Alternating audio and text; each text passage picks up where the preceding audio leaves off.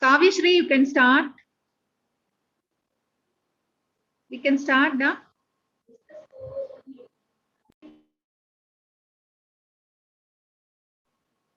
Kavyashree.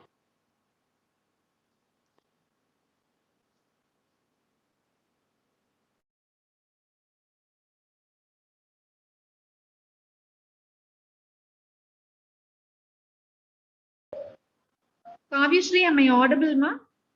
Are you able to hear me?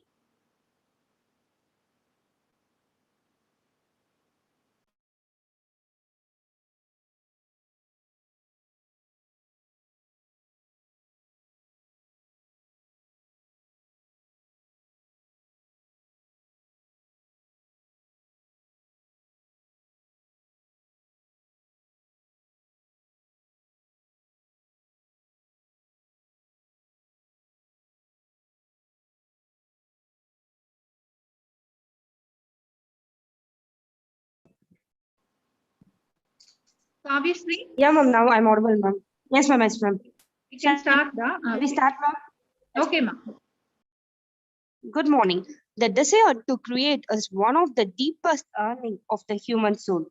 Dream it with all your mind, believe it with all your heart, achieve it with all your might. Happy morning to all here. A hearty welcome to one and all present here. It gives me immense pleasure to extend to you a very warm welcome on behalf of Department of Costume Design and Fashion for the 2 days national level virtual workshop on advanced fashion illustration techniques. The prayer offered to God in the morning during your quiet time is the key that unlocks the door of the day. Happiness keeps you sweet, trials keep you strong, sorrows keep you human, failures keeps you humble, and God keeps you going. Now I call upon S. Puni Puja from 3rd BSc CDF for the prayer song. वसुदेवसुदं देवं कंसचानूरमर्दनं देवकी परमानन्दं कृष्णं वन्दे जगद्गुरुम् अदसि पुष्पसङ्गासं हारनूपुरशोभितं रत्नकङ्कणकेयूरम् कृष्णं वन्दे जगद्गुरुम् हरे Krishna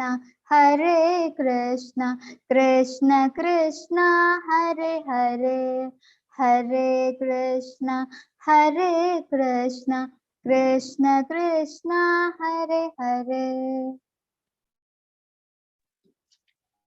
Thank you, Puni Puja. A dream written down with a date becomes a goal. A goal broken down into steps becomes a plan. A plan backed by action makes your dreams come true. We kindly request our great dreamer, Dr. S. Manjula, Associate Professor and Head, Department of Costume Design and Fashion, to welcome the gathering. Good morning, everyone. Education is a shared commitment between dedicated teachers and motivated students. With all my affable greetings on behalf of the Department of Costume Design and Fashion, I welcome you all for the 2 days national level virtual workshop on advanced fashion illustration techniques. I am delighted to offer a rapturous welcome to our esteemed correspondent Thiru K. Palanisamy Avargal and our beloved principal Dr. N. Raman for the program. The world of fashion is an exciting area to work where we will continue to meet and bring designers together to ensure that our department remains at the cutting edge. I am extremely delighted to welcome our today's guest, Ms. Danya Nambudri, fashion designer, freelance surface pattern designer, and illustrator, Mumbai, for the 2 days national level virtual workshop on advanced fashion illustration techniques. Today is a special day and feel exceptionally blessed and fortunate to spend time with you, ma'am. Welcome you, ma'am. I'm excited to welcome my colleagues who never settle for average. It is my pleasant duty to welcome our enthusiastic students who challenge us every day to move us forward. Once again, I welcome you all and request your benign cooperation throughout this program for its grand success. Thank you.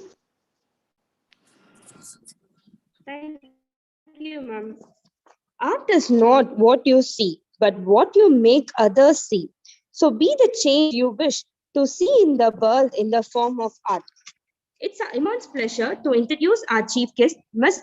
Danya Namboothri, fashion designer, freelance surface pattern designer, and illustrator, Mumbai, who has working with various designers in India as well as international on project by us. Presently working as a freelance surface pattern designer and fashion illustrator. Her educational qualifications are Bridal Crochet Design, NIFT CE program, MSc Fashion Design, INIFD 2017 to 2019, Foundation in Fashion, INIFD 2016 to 2017, BSc Physics, Kerala University 2003 to 2006. Her achievements are as follows. Featured on Button Masala brand page feed on Instagram as an appreciation for the internship works done for the brand.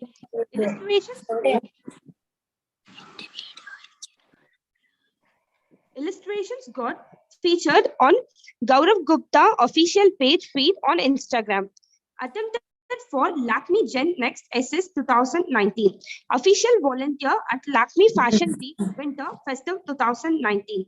One of the finalists of Vibrant India at NYFW AW 2018. Dress of the Day display at the source at LFW Winter or Festive 2017.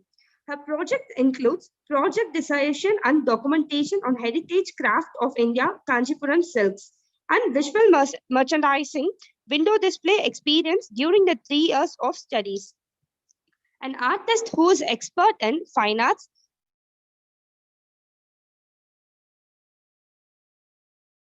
print development, Adobe Illustrator, and visual merchandising. Ma'am, now we hand over the session to you to have a 2 days national level workshop on advanced fashion illustration techniques.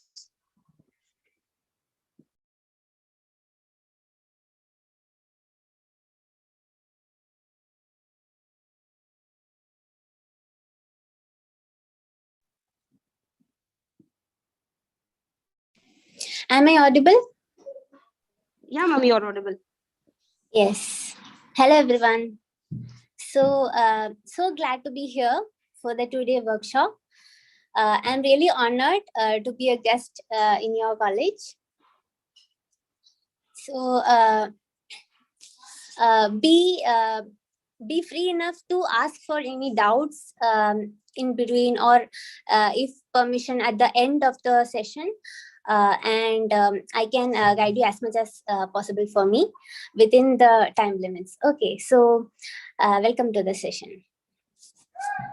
Ma'am, you can focus my other camera. I'll be keeping for my sketchboard.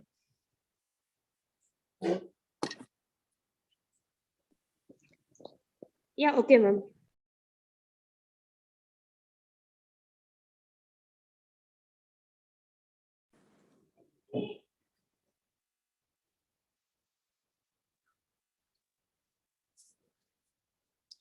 Okay.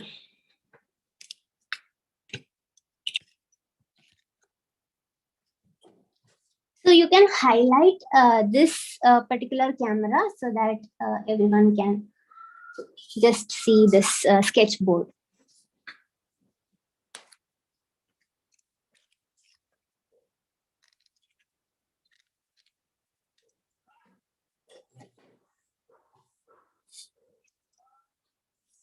So is this visible? Pretty fine? Yes, ma'am. Yeah, hey students, so I just want any responses in between. Don't be just silent. So be free to tell in between any interactions, whatever you like. To stop or pause in between, you can just freely tell me. Okay. So today I am going to focus on the head theory, human anatomy head theory. So within the head theory, we are more over focusing on how you can put a sketch of the head for a purpose of fashion illustrations. Okay, so I'll be simplifying it as much as I can. So first I'll be having I'll teach you a front pose, division and proportions of the head. Then we'll move on for the advanced level. That's the different angles of the head. Okay. I hope you all have something to sketch with you. Any pencil or any paper? Like, do you have? You have it, right? Yes, ma'am.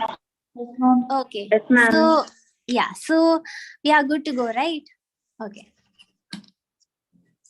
So, first, anybody can sketch. Okay. So, this is just understanding. You need to observe more and practice more. Okay. So, then it's nothing like don't think that it's too difficult to put up a fashion figure or to do a proper sketching, or don't keep any inhibitions in your mind. Okay. So, just go on with the basic shapes. After putting the basic shapes, you'll be deriving slowly to the whole structure of the face. So just start with a circle. You can go on with me, along with me. Okay. First, draw a circle.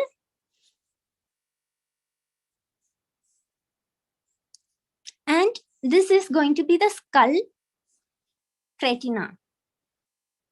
So, cranium is going to be divided into, like, we are going to slice the sides of the circle. Okay.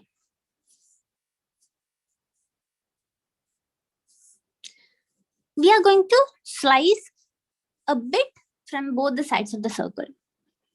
Because, you know, our head is not a perfect circle. It's going to be like an egg shape.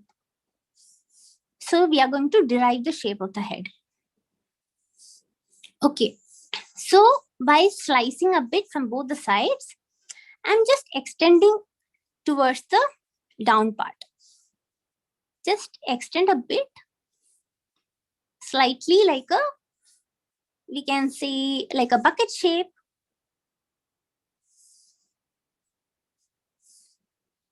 Okay. So now I'm going to divide the center by a simple line. And also the circle, I am going to divide it into half.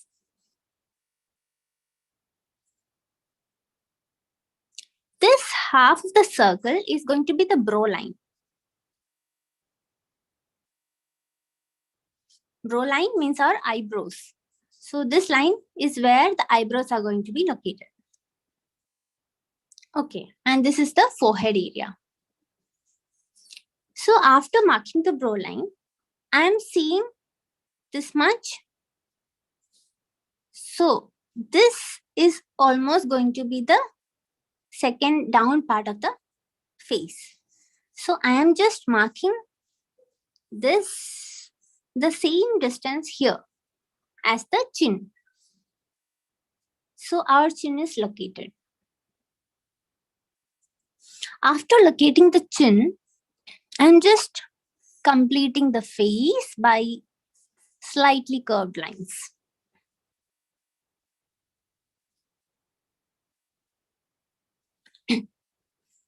Are you coming with me?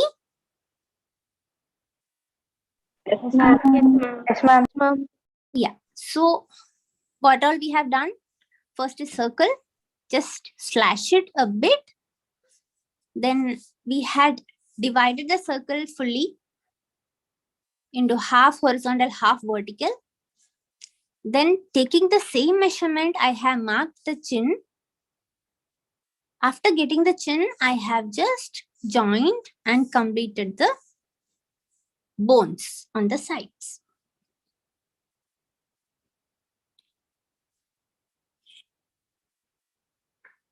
Okay, right? So now this is also a significant point. This is going to be the nose line. Okay, this is where the nose is located. So in between this, we can just imagine the whole, we will now take the whole face and we are going to divide it. Take the whole face and divide it into half, like almost a half I can see. Yeah. So this is going to be the location of our eyes.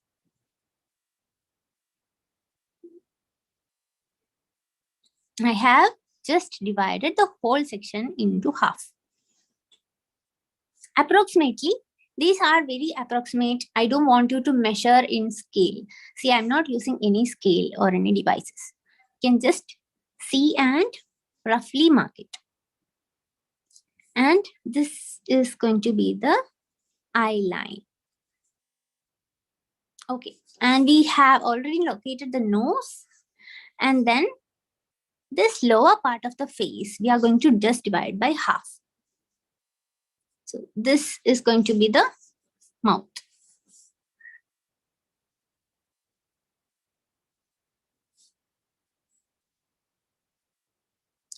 Okay, so this eye line, we need to divide into different parts so that we can locate the eyes. So the total width of the circle, that's around this diameter of the circle, we are going to divide into 5 parts. Like, we can even divide this half separate or this half separate, or take the whole line and just divide randomly into 5 parts. This is 1, 2, 3, 4, and this is the 5. So this distance, and this distance is going to be the same. Did you get me? I took the whole line, this whole line, and divided it into 5 equal parts. 1, 2, 3, 4, and 5. So in between the parts we are getting, these two are the eyes going to be.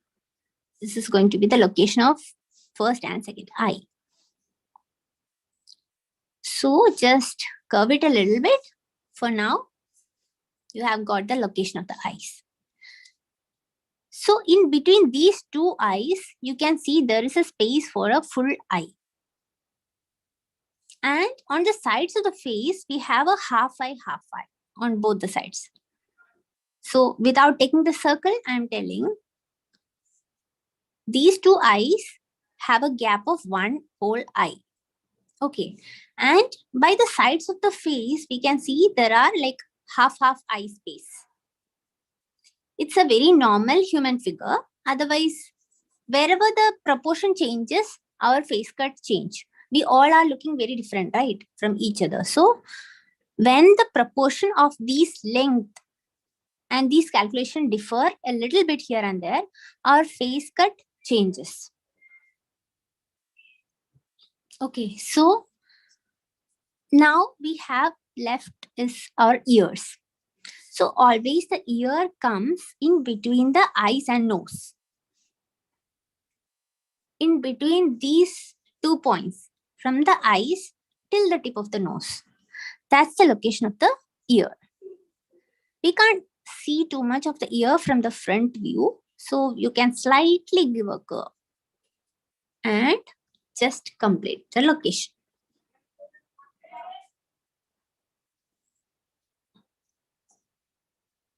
Okay, so have you all got this much? Yes, Like ma'am. yeah, Yes, so ma'am. this is how we can get the right proportion from the front view. Okay, so now I will show you the how to develop all the features. Okay.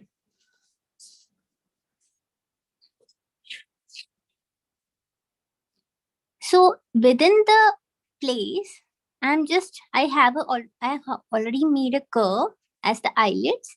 So I'm just going a bit inside the eyelids and making one more line. And I'm going to have a partially visible cornea. Our cornea is full circle, but we can't view it fully. It's like a partially visible one. And that's it. So I'm not completing the whole. Don't do this mistake. Like I'll show you. Most of the students tend to make the full eyes like this. So this is wrong. Okay. So our eyes are going to be in the shape like this, and a little bit flat here, then a bit of curve here, and here we have a structure like this and like this. Yeah. And you can draw like eyelids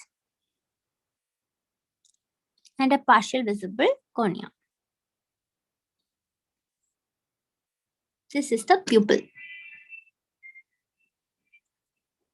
So I'm just giving a shade to the pupil. This pupil is the center and it's more dark. And a little bit of shade to the whole cornea. So you need not do this much of the detailing on the face, because in the croquis we are going to be having a full structure, and within that 8-inch, 9-inch or 10-inch croquis, or even croquis are sometimes 12-inch or 14 inches. So we don't get to give too much of detailing like this. Okay. So you need to just understand it, and you can have this much of the part, like the basic structure there. Okay.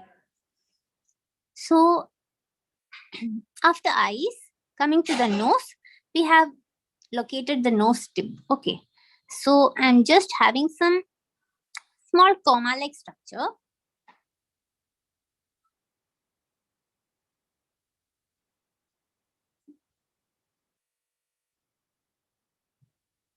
Small commas on both the sides. If you want, I can show it in an enlarged form like this here. Say I had a tip of the nose, right? So just giving a small curve and just completing it the C shape, like a C. This much is enough. Did you get this? Yes, ma'am. Yes, ma'am. So now we need to construct our eyebrows. This brow line we have already got.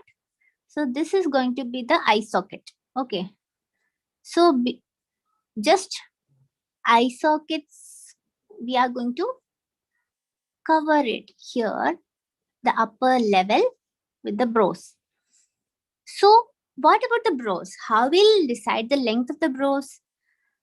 From eye, we can see that always our brows extend a little bit extra towards the sides. Like this is the angle.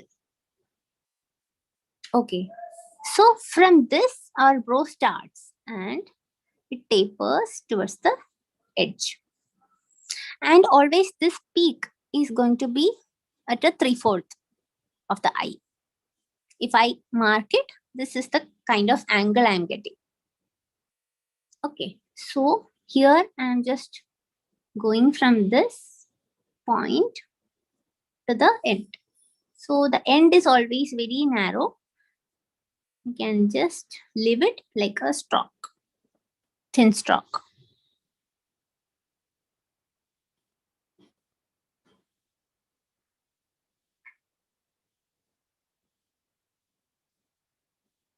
Okay, so did you get the brows? Now there is an easy way to give the lips.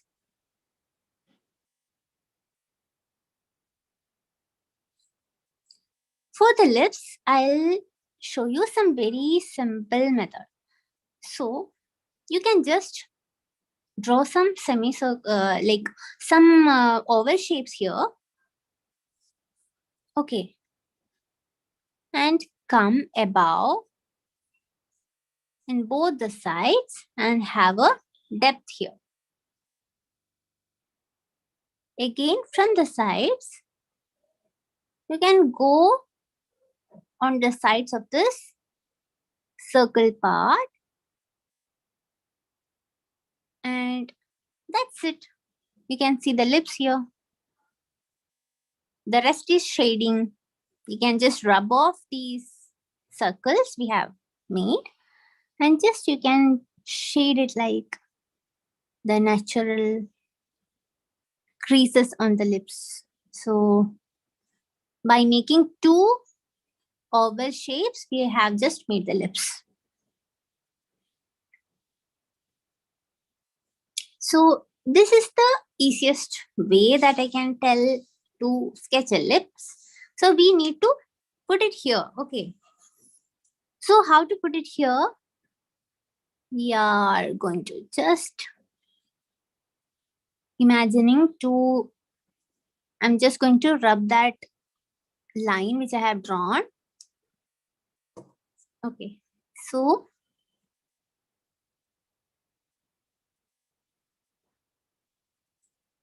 the same thing which I have shown you separately here, this I'm going to apply here.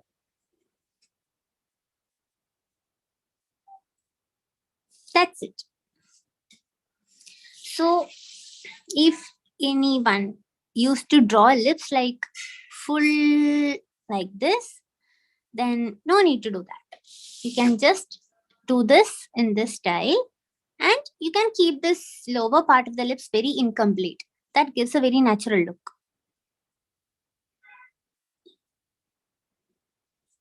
And what about the hairline?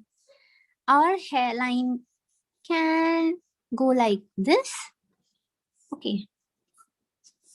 And it will go above the skull. This is the skull or cranium we have drawn. Okay. From the skull, our hair is going to go like this, a little above.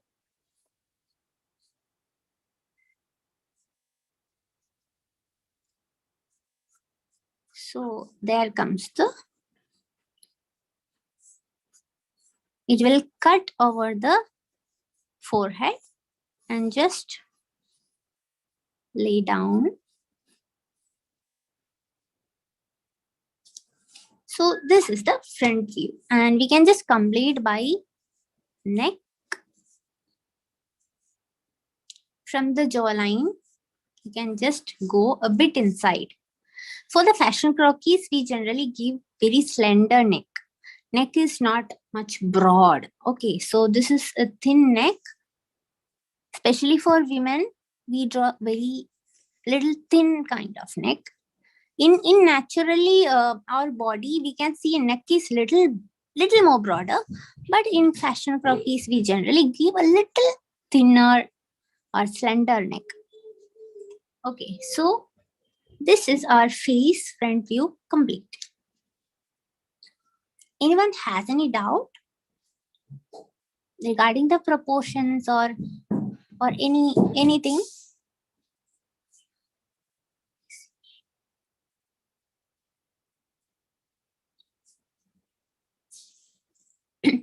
Guys, can you hear? Yes, ma'am. Yes, ma'am. Ma'am. Yeah, is it all fine? Yeah. Yes, ma'am. Simple and so simple and understandable, right? Yes, ma'am. So most of you may be already knowing this, the front view. I hope so.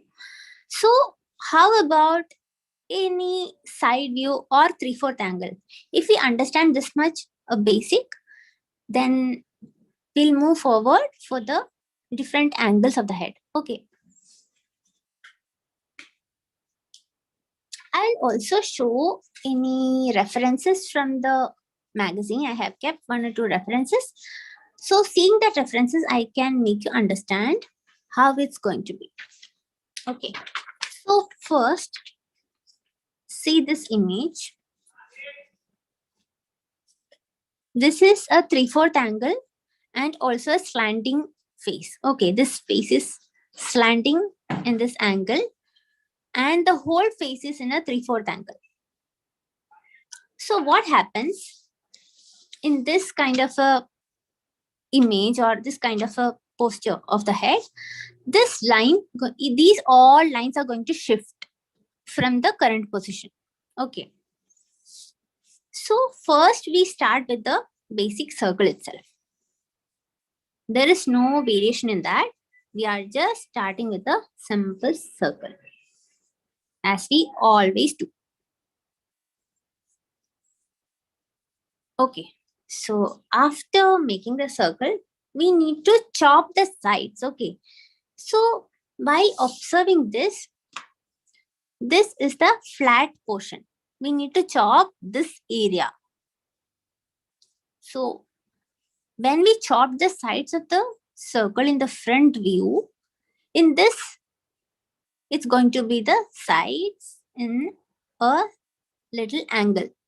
This is going to be the area flat. Just imagine, we are going to slice from this side. That means I will show you.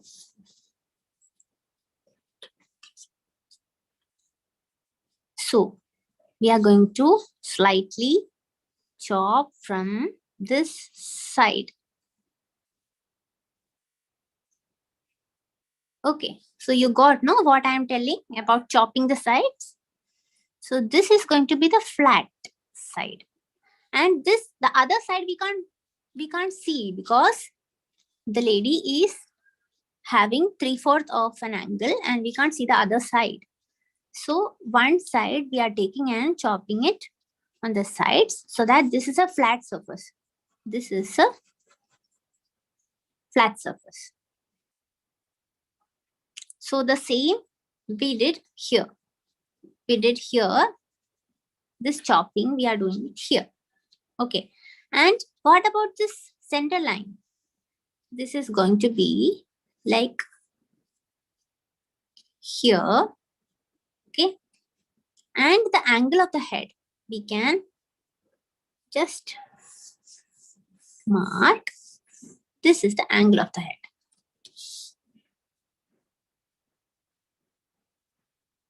And we are going to locate the center line. This is the center line. And this is going to extend till the chin.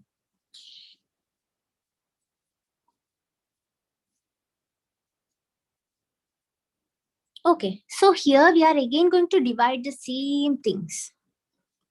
Whatever we divided in the earlier one, we are going to repeat those divisions. So we have to make the center line.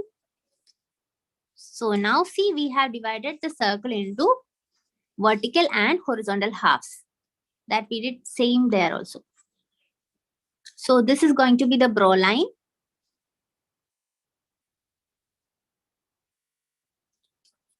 As earlier, this is going to be the brow line.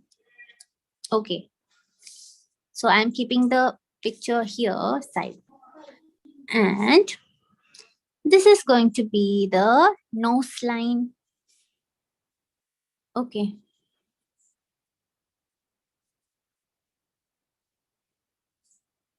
Now we have got the nose line and the brow line. So now we can define how, where will our chin comes.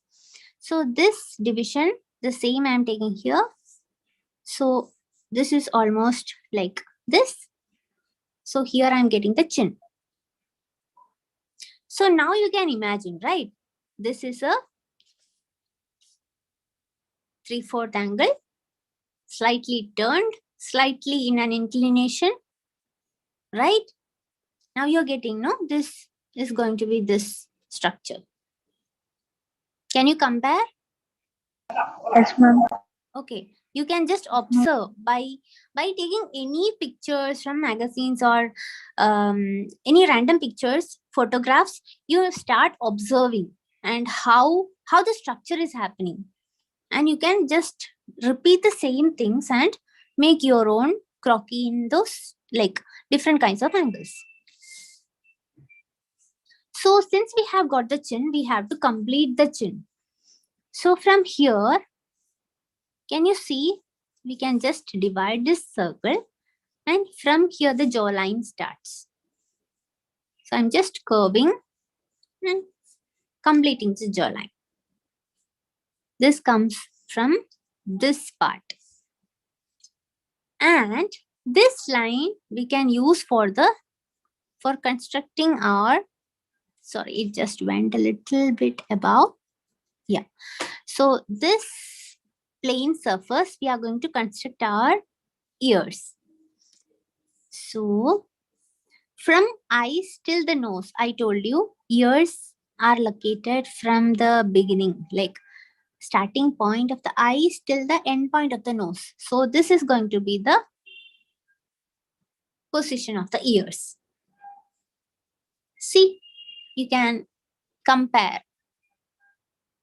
This is the position and this is same as this. Okay. So now we need to complete this structure. Okay, we have just got a rough idea of what all are going to be the angles and proportions. Now we can complete, like how we'll complete. Just observe. So I'm just slightly curving out, like bit curved, not very straight line. A curved line I have given to complete the sides of the face. Now I need to locate the eyes. Where is the eye socket? This is the eye socket. So it's a bit away from the center line. Take a point, little away from the center line. You can just assume, see this? This is almost the same here. And this is going to be the eyelids. And a partial cornea visible here. And we can have the eyebrows. And what happens to this side? This is partially visible. So this much is not going to be seen on the other side. So this is a critical point. We need to understand that since it's partially visible, it's going to be seen partially here. Okay. And the brows are also partially visible.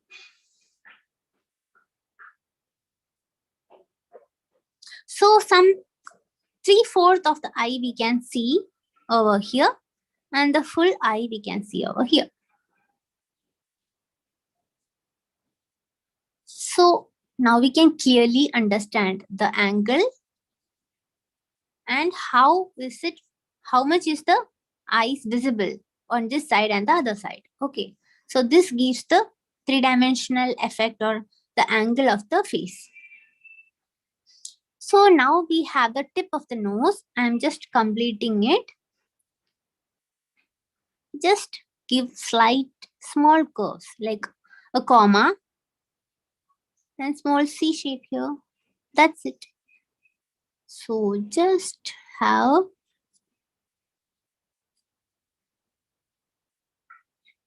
from here I have just developed it straight here, and here also I have just given a small curve. So we have completed our nose. And now the lips. So now lips is going to be also a 3/4 angle. So how you will draw that 3/4 angle of the lips?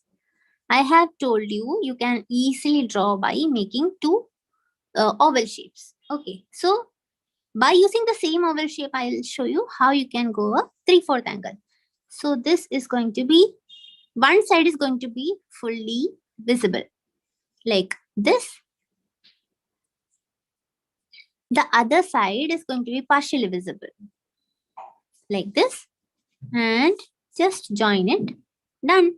So this is the 3/4. So now you can see it's one side we can see more of the lips, and the other side only partially visible. Okay, so you can just give the same thing you can apply here.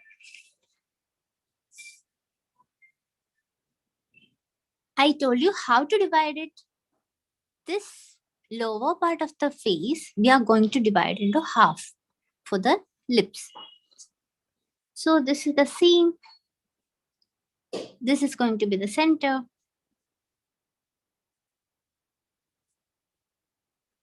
I have made the same circles here. And I'm just developing it into the sides, to the sides.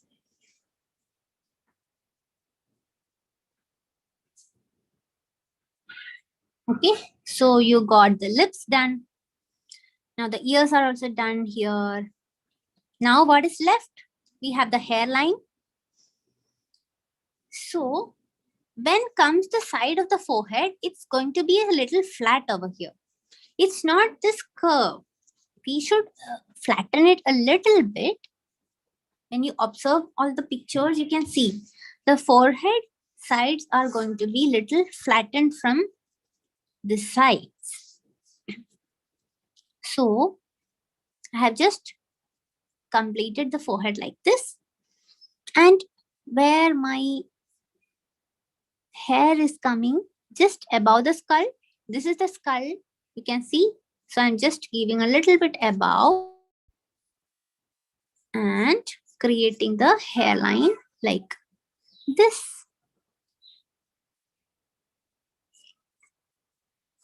And going back, it's just completing the whole thing.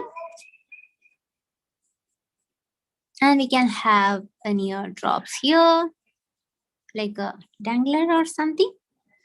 So now we can complete the neck.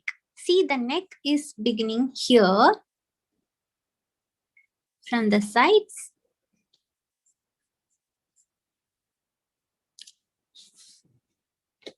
So if this is going to be the structure which we want to draw, our shoulder will go like this. And her other shoulder from here. And her hair is falling down like this on one side asymmetrically. So this is going to be the whole face structure with the hair, with the neck. And if we see the collar, if we want to draw the collar and the neckline, we can just draw like this.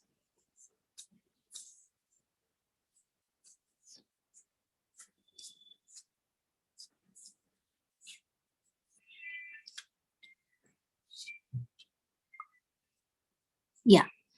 So here we can understand that this is the cheekbone. Okay. And we can have a little bit of shading here because here it's a little bit darker around the sides. And this is a highlighted portion. And nose is also highlighted portion. Here we can have a little depth. If you are going with more of pencil shading, you can have a depth over here, or else you can just directly color it and show all the depths in the coloring.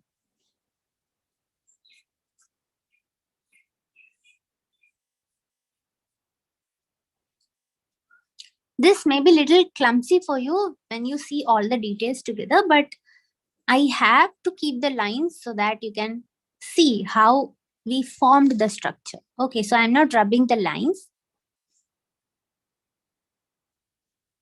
And here obviously there'll be darker shade because it's a depth.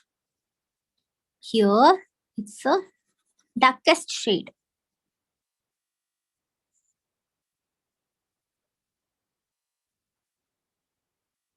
You can just leave it like that.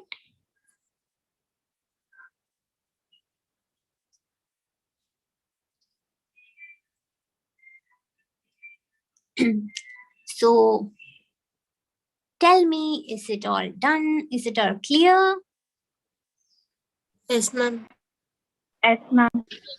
Ma'am. Are you doing with me? Are you understanding? Am I going in a right right time? Like I'm not rushing, right?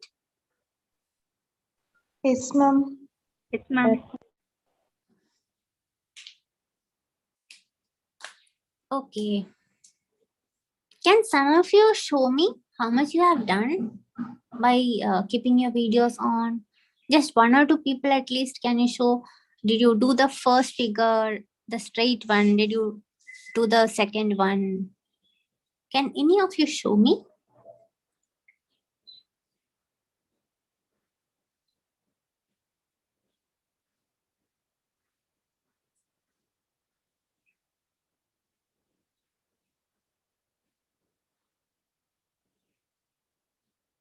Okay. Okay, I can see some of yours. Okay, so you are all are doing right. You are getting right how to do it. Yes, ma'am. Yeah. So I hope it's going pretty fine. So we'll try some other faces also. Try some other angle. Ma'am, I will show. Yes, Catherine, can you please highlight her? Yes, ma'am. Yes, ma'am. Just at least one or two. If I just see, I can be definite that they are following me.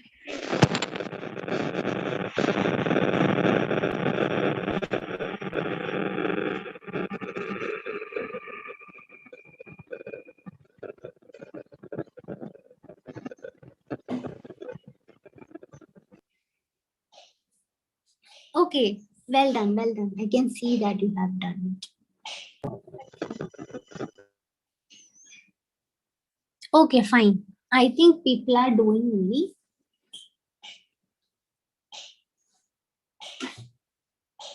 Catherine, you can highlight mine back. Okay. Yeah. Yeah. So we are good to move. So if you can observe and understand the angle, how it's formed, how we are going to shape the whole face. It's not a flat surface, no. So we should develop in a 3D structure.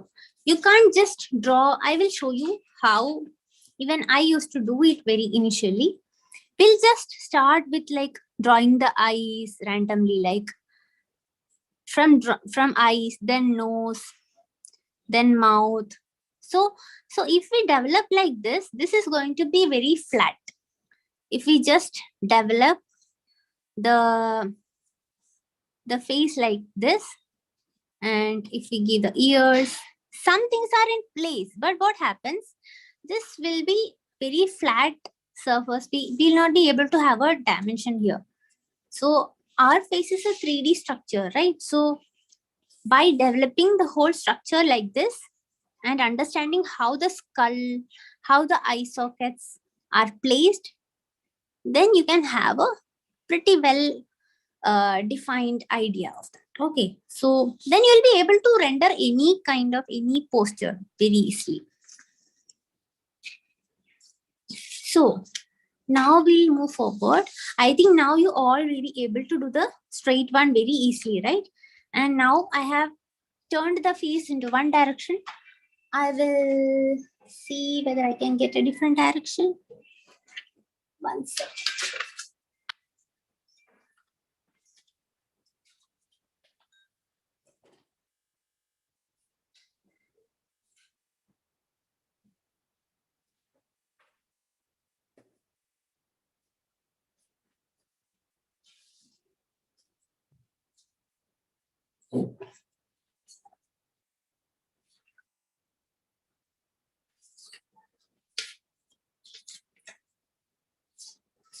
Yeah, so we can once have a full side view.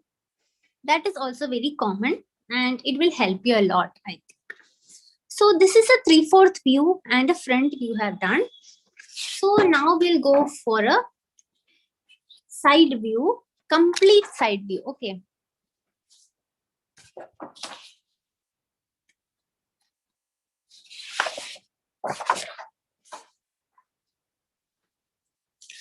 Now I'll show you a full side view.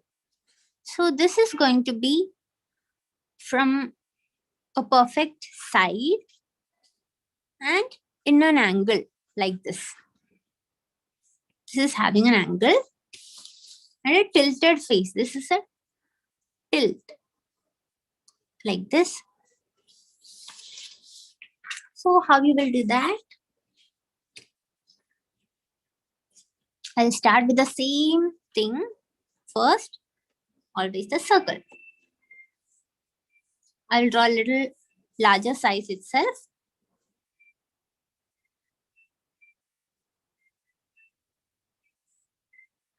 So guys, you can practice a lot of circles and strokes, straight lines, strokes. I will tell you in the end. You can practice those a lot, many, for just getting the groove of your and getting the hold of the pencil and getting that swift lines and curves. It will help you very much. Like just practice random circles and lines or strokes. Those things will help you like a lot. So our circle, we are going to, what's the angle of the face? It's a little tilted. Okay. So I'm having a tilt over here. And we need to have that cut over the sides. So since it's from a perfect side, what happens? The flat side is over the center. It's going to be on the center of the big circle. So we are just going little inside.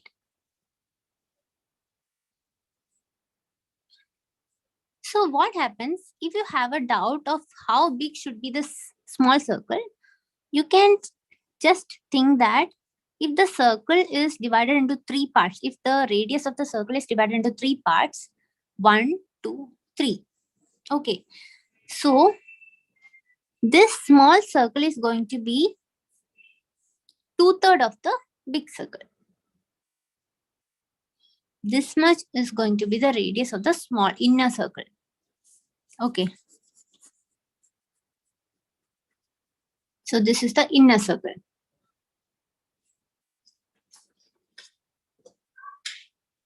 I'll just clean it up for you. It is going to be a little messy here. Yeah.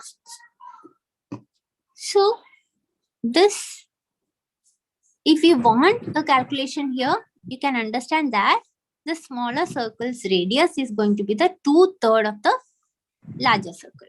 Okay. So that's enough for the starting of the side view. So since we have divided the circle, this is going to be the brow line.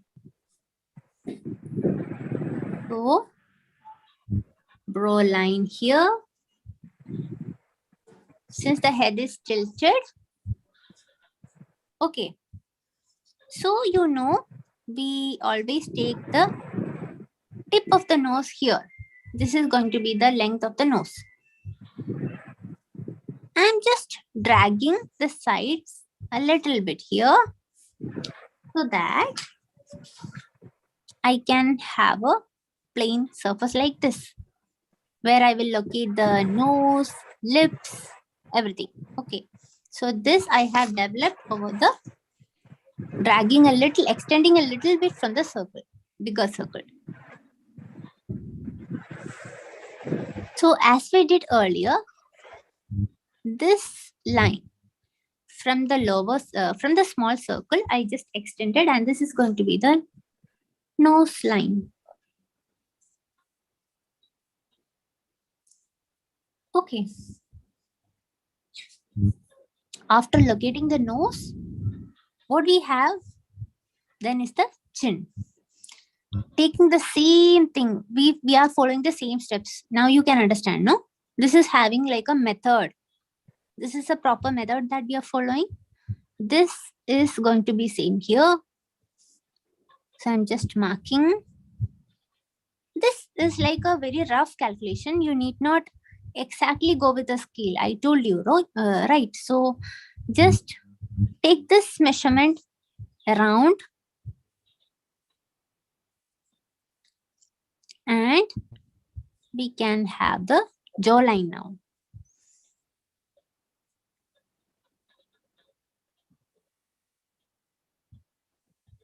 Yeah. So where will the jawline go? It is going to be like this.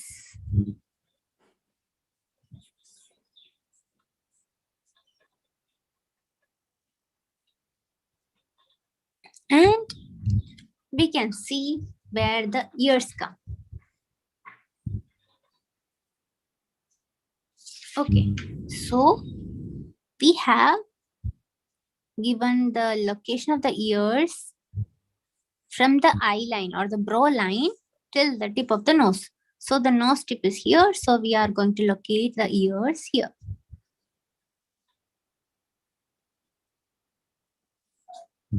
So now you can see the whole structure, right? We have to just polish it and complete the features. You can have the neck here. So while observing this croquis, if I am going to render this croquis, how is the neck? See, here it's little extended and here we can't see much because she is looking down. So here I can't see much and here it is extended, stretched. So this is going to be the shoulder line. And this shoulder is little raised on this side. Okay. So this is going to be the structure here.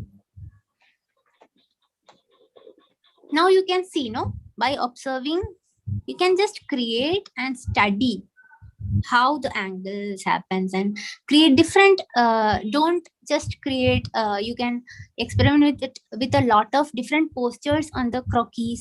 Just like rather than drawing plain front pose, you can try different postures now on 3/4 angles, on side view. Okay. So having this much, we are now able to go with the other details. So here I am having the nose, here I am having the brows, and our eyes. Eyes are going to be here. Inside, this is going to be the eye socket. So leaving a little bit space from here, we are having eyes like this.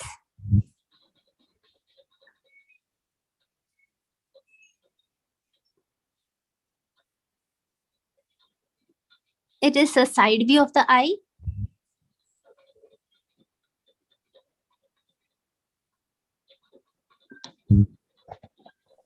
And I need to now give the brows, eyebrows, so that you can see from there. There I am having the brows. Yeah. So this is going to be the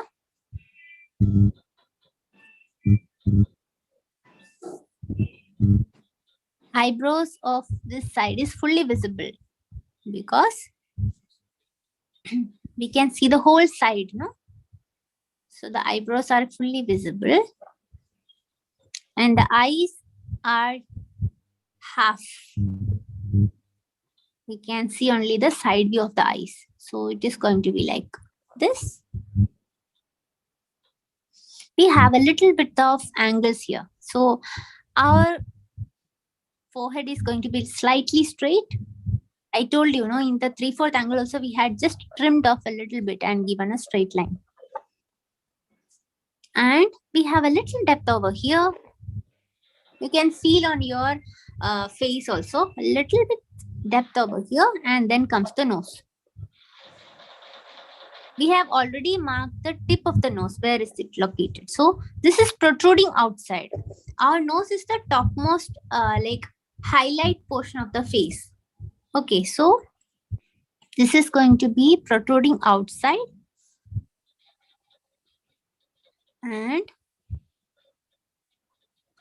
give a small curvy lines here so that you can just complete the nose.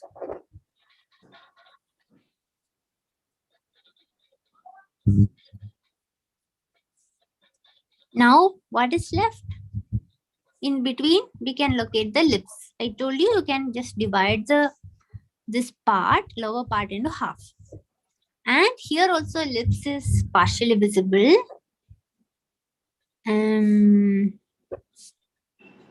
Just giving small curvy lines.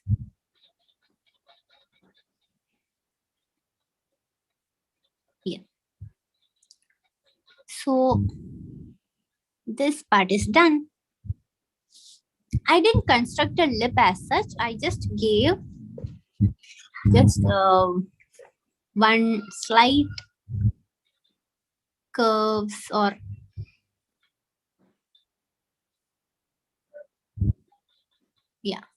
So I just gave a partial vision of the lips here, view of the lips here. So it's just small curvy lines. So now you can go back to the picture. Her eyes is shut, but I have opened my eyes so that you can learn it. Because if the eyes is shut, you can just give a curve over here and complete it. Okay.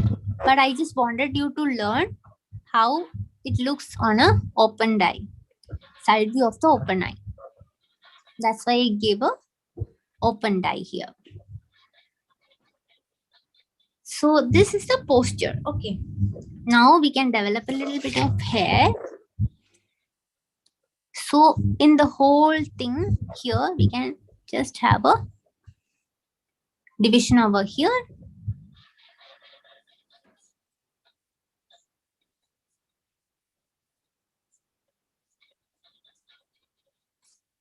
These are slightly curvy lines. And as you know, we are having a flat side over here. Why did we construct this circle? This is a little flat over the sides, right? Our face is a little flat over both sides. So this hair is going to be coming like this and going like this. That's how the hairline came like this. And now, as we did earlier, above the skull, the hair is going to be little above the skull. So give those lines outside the skull. And since her hair is very straight and it's falling like this on the back, we can have like a straight falling hair. Yeah. So I'm not going for much shading on the hair because then these lines you will not be able to see.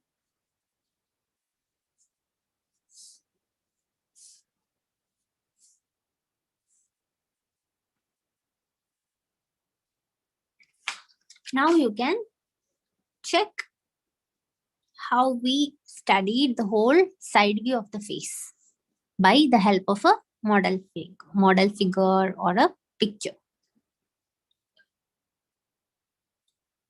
So for you can do a lot of samples like this so that you get a help and you learn to observe how the shape is happening, how the angle is happening. So try to figure it out, like seeing different face from even you can take some magazine pictures or some clear images like the simple images and try it out like with different angles.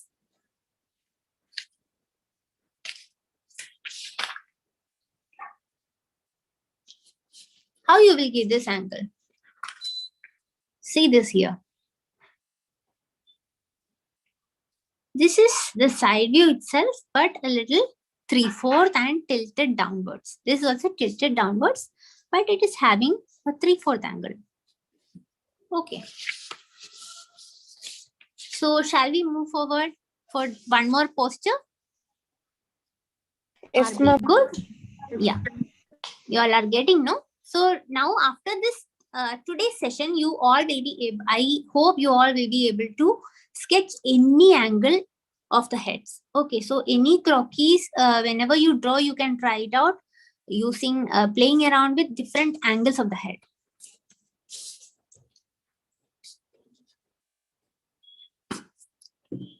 Okay, so we'll try for one more posture.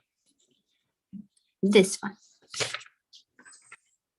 So here we'll first study the how it's forming. Okay, how the structure is forming. So her cranium skull is here and the center is going to be like this, tilted, and the eyebrow line is tilted here. and it's going like this. Okay. So I am going to start by the same drawing.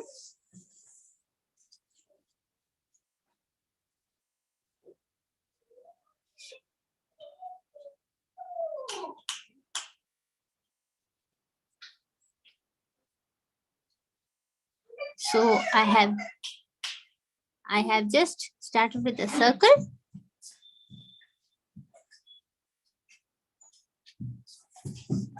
And I'm going to locate the angle. How is the angle?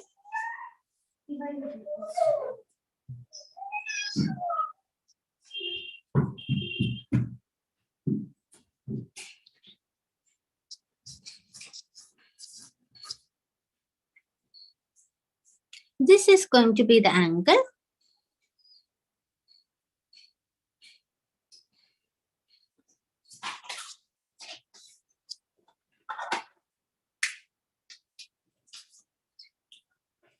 And where to locate the smaller circle? Our slicing of the sides of the head is going to be here. It's slightly changed from this to this. It's going to be here. Okay. So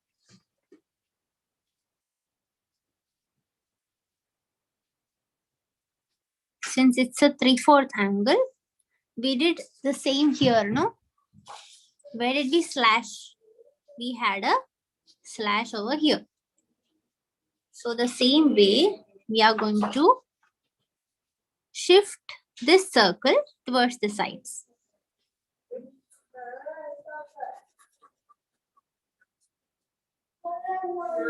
So this is the sides of our head.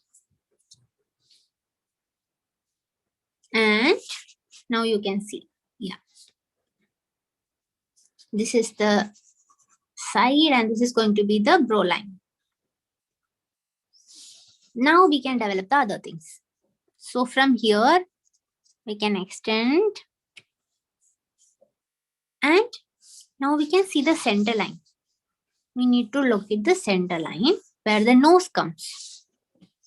Since it's a 3/4 angle, this is going to be here.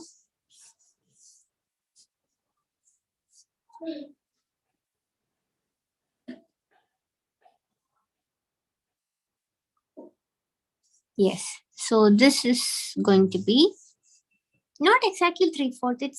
It's a in between 3/4 and the side view. So this is going to be the center of our face. As we did it here, I think you can understand. Okay. This is slightly varied from the other one, but I think since we did that, you can clearly understand this. So this is the brow line. This is where the nose is located. So now you can easily locate the chin. We studied that this is going to be the same here. So this here comes the chin. This much is going to be the chin. From this, we can complete the jawline. Can come halfway here. Can divide this circle into half. Can just go like this.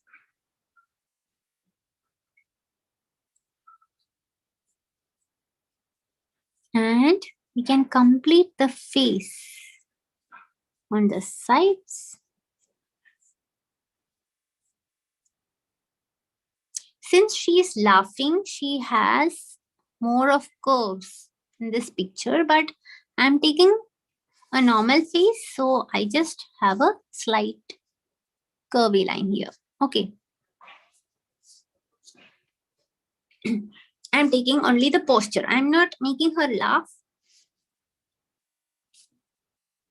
So now we are good to go with the more detailed part. We can just develop the neck over here.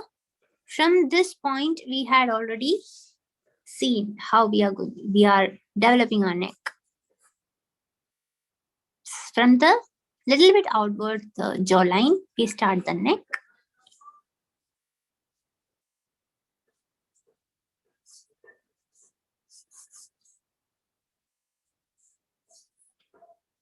And the shoulders.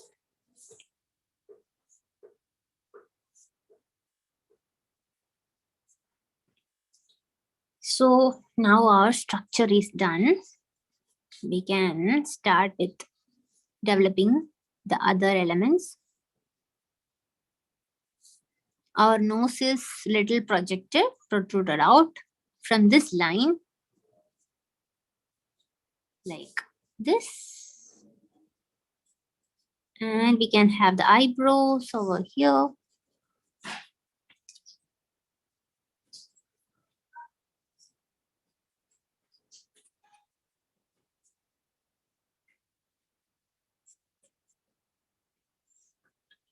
You can have a little bit more of a gap over here.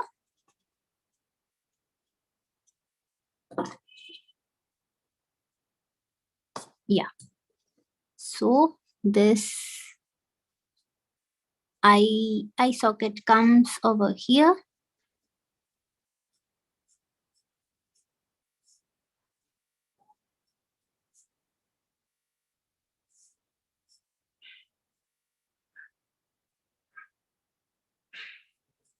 It's partially open. Her eyes are almost closed. So how to draw that? Just give it small curvy line. And you can show here her iris is located.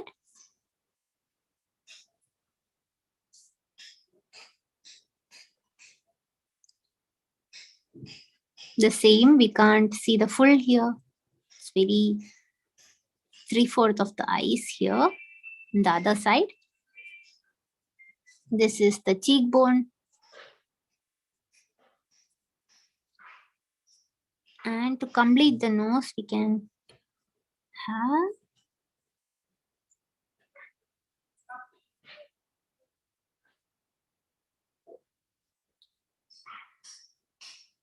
since the head is little tilted towards the down, we can't see the nose like we saw it in the earlier ones. So it's like this.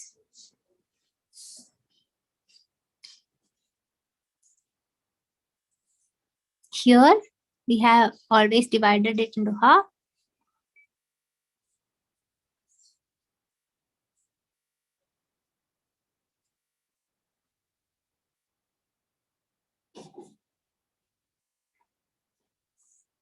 I showed you how to do the 3/4 angle of the lips, right? So can apply the same here.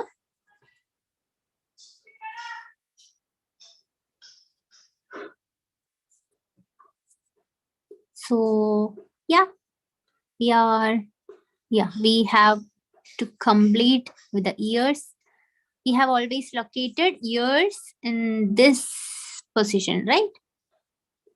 This is going to be the position of the ears. And now comes the hair. So she's having a bob cut and bushy hair. So it's coming out from the skull all the way like this. And the hairline is going to be very much covering the forehead.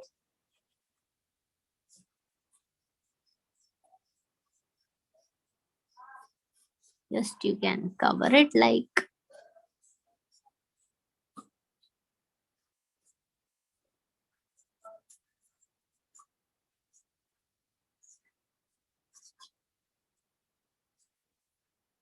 It's really bushy, so I have just come a lot above the skull.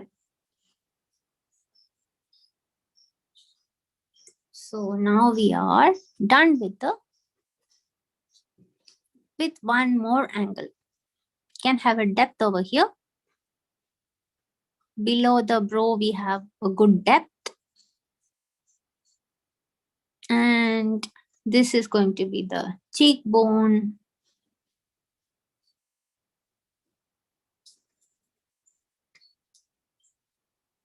Yeah, so that's it. This is the study of this particular angle.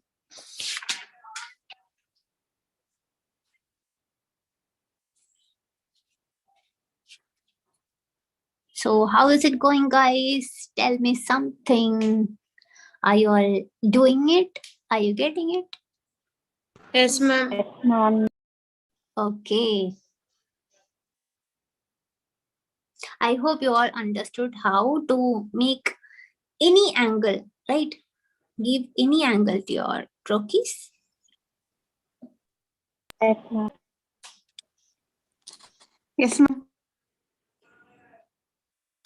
So by practicing it like again and again, you will have like, you will not have to do a lot of calculations. Okay. So while doing the full figure, you keep this like as a practice, and just while rendering the whole figure, you need not draw all the calculations. Maybe sometime in the initial days you need to do, but when you once practice it now, you will get a hang of it, and you can just directly go over like simple lines like center line, the brow line or eye line. Then you can just divide it directly and directly make all the parts. But this is the theoretical learning, so you need to practice this method first, then you can go for a like simpler ones.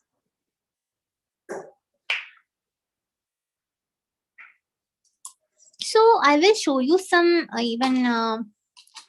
even I don't know, some of you may be having or not. So for finer sketching, like what do you need? Some essential tools that I keep on my side while doing it. Okay, so I will show you. So these are darker pencils. This is a 2B, this is a 6B. Okay, so what happens if you are going to have a pencil sketch like this or just like this? If you are going to render with pencil, you can just use darker pencils like 2B, 6B, 5B like that. Okay, so while using even 6B, you can have a really dark shading over the hair, or wherever you need the darker shade, you can easily do with the 6B and all. B means black. So as the number increases, this is 2B, this is 6B. So 6B means more of black color compared to the 2B. So, and what is HB? That is hard and black. HB. So mostly in fine arts or fine drawings, we use 2Bs, or even like we don't much use of a harder one, because that keeps creating more of a hard like lines on the hard strokes on the surface. So I don't go for an HB. I use 2B, and then if I need more of a shade, I use 6B or 5B. Okay, so this is a sketching part if you want to render it in a pencil shading format. But when you're going to do a watercolor, I'll show you my samples. If I'm going to do something like a watercolor rendering, what I do, I don't use this pencil at all. Okay, so instead of that, I use any mechanical pencil which has small lids. You may be knowing, right? So by using this small 0.7 mm and all, 0.7 or 0.5 mm, By putting these lips, I use this mechanical pencil. So for mechanical pencil, we get very thin lines, thinner lines, more finished lines, more fine lines. Okay. So for professional drawing, or while you are going to color it, I mostly use a mechanical pencil. Okay. And apart from the mechanical pencil, I like one thing a lot. That is micron pen, black pen, micron. So for micron pens, we get in different points, 0, 1, 0, 2, 0, 5. So the finer ones are lesser in number. So 0, 0, 5, 0, 1, those are the finer ones. So what I do, I will show you here also. I'll take a picture. Okay. Have you taken a screenshot of this one? I'll rub the lines now. Can you just keep a screenshot for reference of all the detailing lines, Catherine? Because I'll be showing like, We took the screenshot. Yes, No ma'am. yeah, problem. okay. So It is because already if taken. the students need it. So now I'm going to do like what I do regularly. Okay, so I am taking a 0.01 pen and 0.2. I'll take the bigger number, 0.2 itself. So why using pen? What is a good part of it is that this doesn't bleed. This micron pens doesn't bleed in water. So later on in watercoloring, if you want to use watercolors, this will not bleed. Okay. So some of the pens blur, like it creates a blur effect. So this doesn't go that. So I'm just creating the basic, like the main lines I am repeating on the pen. So this is going to be the final end result of the artwork.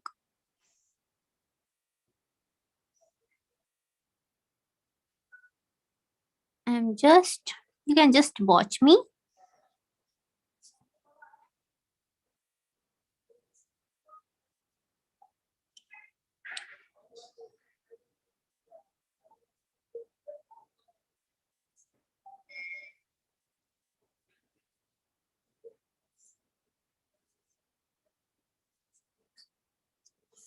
Since I have got all the lines here, I'm just drawing the main final lines. And I'll be rubbing off the extra pencil marks.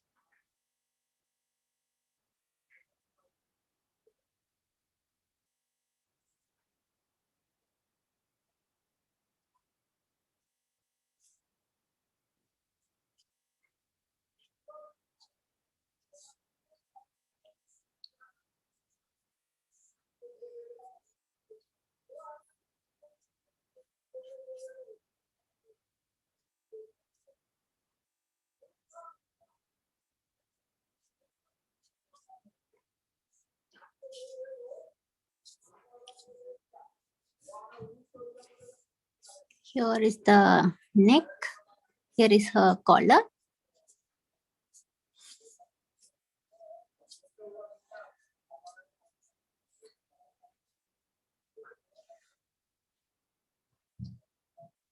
So I need not go with all the hair strands because that's going to be rendered while doing the painting. So I'm not going to shade anything. I'm just having the basic lines over here. I think I am done with all the lines. Yeah, the lips are left.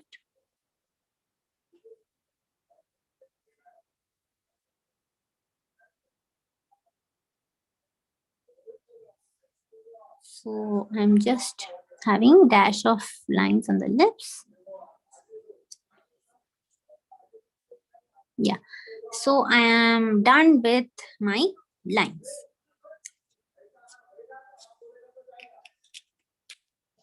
Now I'll show what will happen if I rub everything.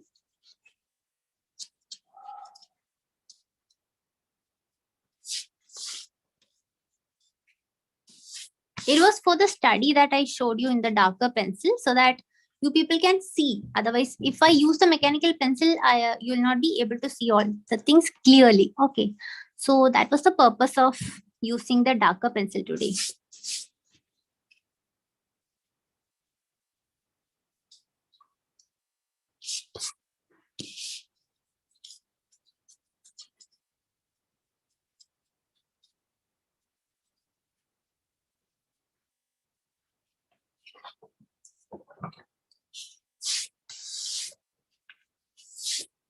Okay, so this is the basic line drawing which I have made.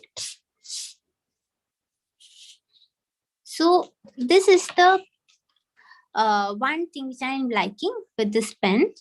I can have a finer lines outcome like this.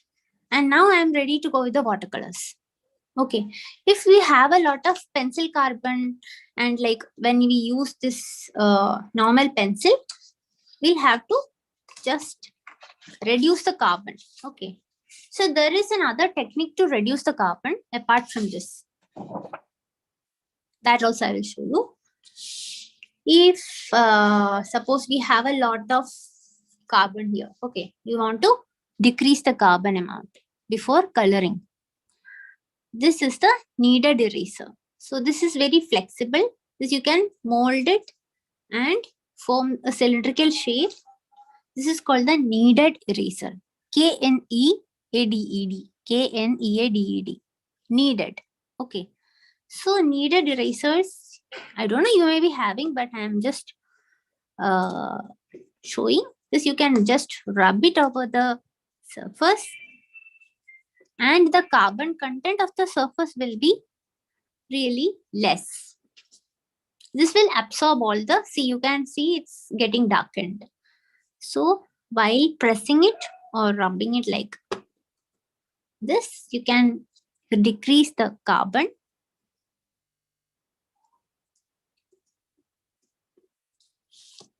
Then you can go for the coloring.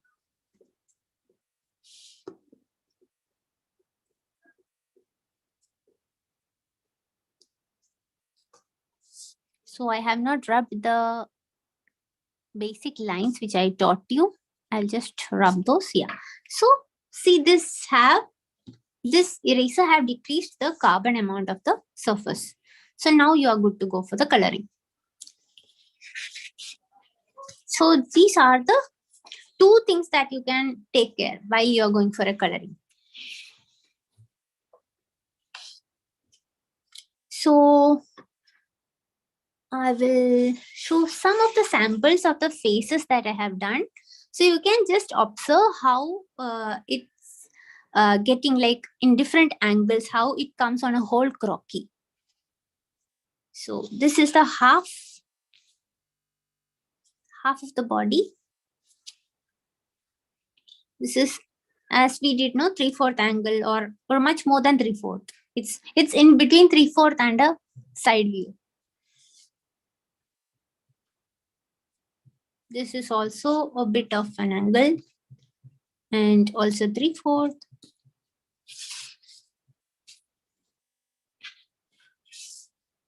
This is in another direction, still tilted. So that's why I told you, when you get a good hang of different angles, you can very well incorporate into your croquis and use try to incorporate different angles. That will give a look like very professional look for your croquis. This is more of a just a portrait kind of illustration. And these, some of the things I have done recently in acrylics. This is an acrylic medium on brown paper. This is a brown tinted paper. So these are acrylic illustrations. So acrylic is a really interesting medium. It's little difficult also to work initially. But what happens, if anything goes wrong, you can just rectify by using another layer upon it. So if anything goes wrong in acrylics, don't worry about that. You just go once more with another layer, then it will be just rectified. So these are some of the acrylic ones. The straight one. See, in the straight figure and the whole figure, we have only a small part of the face. So all the details are very miniature here. But once we learn the whole big thing, like on the full bigger size of the face, then we can easily convert it into a smaller size. See again an angle tilted and having a 3/4 of the face. I can see today that I have used a lot of 3/4 angles. See, this is a front view, but a little slanting. This is a front view, but it's a bit slanting. You can see. This is again 3/4. Yeah, this is, yeah. See this. This is a bit different angle. She's looking a little upwards. You can see, no? Her look is a bit upward. So more of the chin is visible and less of the upper part is visible. This is less, this is a little more. Yeah. So yeah, that's all the samples. Yeah, this is again a 3/4. This is also 3/4. This is a front view and a slightly tilted angle. This is also a little different angle. This is going much like slanting. Yeah, so those are the samples which I wanted to show you.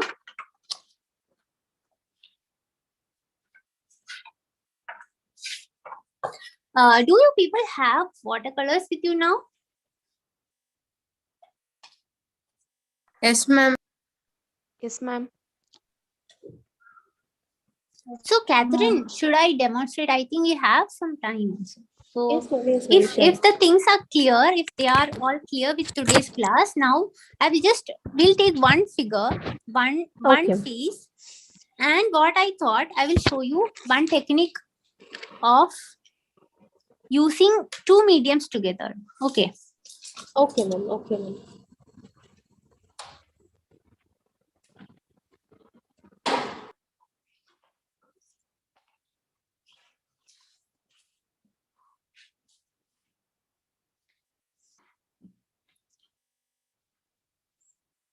So, you may be all having watercolor pencils. I hope so.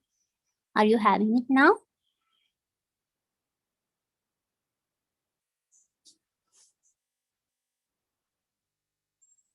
Thank you. Someone was commenting on about the class today. Yes, I will need your feedback. I will circulate something like a feedback form tomorrow so that I can collect your feedbacks. Okay. So yeah. So just tell me, guys, any of you have this with you now so that I can show you and you can also do it. Otherwise, I will just show you and you can do it. You can show it tomorrow, like as a homework you can do. Do you have it in your hand now? Watercolor pencils, Staedtler's, water soluble pencils. Any of you have? No, ma'am. Okay, No, so okay, but you have the cake colors. What do you have in coloring? You have the cake colors with you? What do you have it? we Which have color? Which color medium do you have? Like most of the people have. Then that will do now. Cake colors? Yes, ma'am. Cake colors. Okay, so we'll do for the cake colors, but I will tell you something about using this medium along with watercolors. Okay, you can try it out because that's a very easy medium. I'll show once in this picture on this medium and then we'll just redraw a small portion with the watercolors. Okay, you can just see if you don't have this pencil, you can just see what I'm doing. I'm going to shade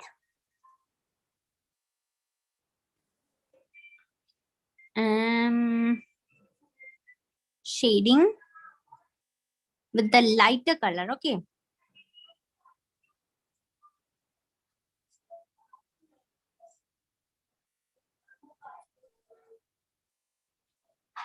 I'm just shading with the lightest skin color. Okay. You know, now the skin color is not the yellow color. This is not a yellow color.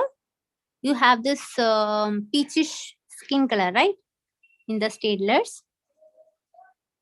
This is possible only for watercolor pencils. Huh? So guys, you may be having other kind of pencils also, wax-based pencils or oil-based pencils. Those are not going to work in this way. This is possible for the watercolor pencils, water-soluble pencils. So I have given a first layer. What is the benefit of using this pencil is, no, it's little quick and you can have a very light, sober shade, like very subtle kind of coloring effect. This works really well on fashion illustrations. You can try this definitely and show me next day.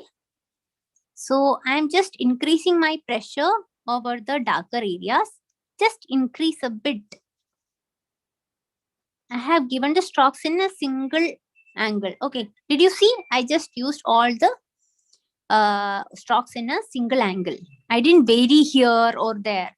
I just gave a slight slanting line and I left little bit of highlights over here, and I am giving more pressure over the sides because we learned, no, this is the side of the head which we chopped. So this side of the head which we chopped is going to be little darker compared to the other sides. This is the flat area.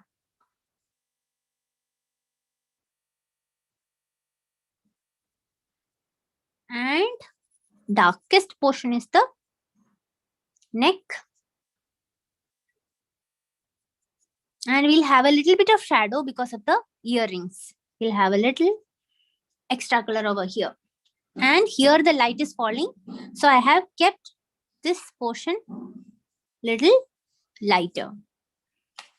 So now you can see an around like idea of where are the darker portions. Here, even here, it's a bit darker. Yeah. So I'm taking the next shade. I'm just increasing the darkness on the depth areas. Just add a bit of darker color over the shaded areas.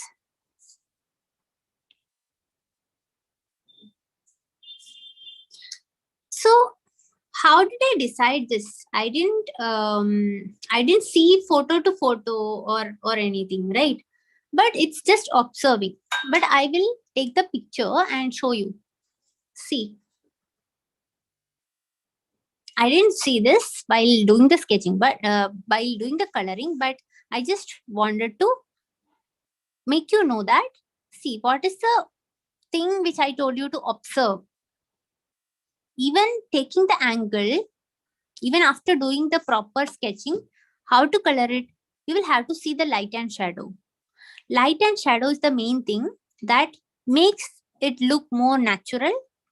Okay, so more of a 3D view, more of a natural view. Okay, so I have noted that this is the darker area and the sides which we had chopped earlier, no? This side is going to be a little darker and these are the points where there is more of a depth. We can see more of a depth over some areas. And obviously this is the highlight portion. These are going to be lighter.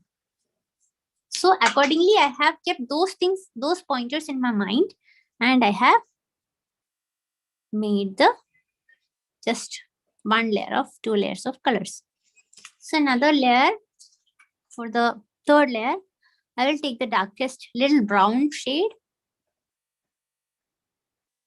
and put a 1 layer again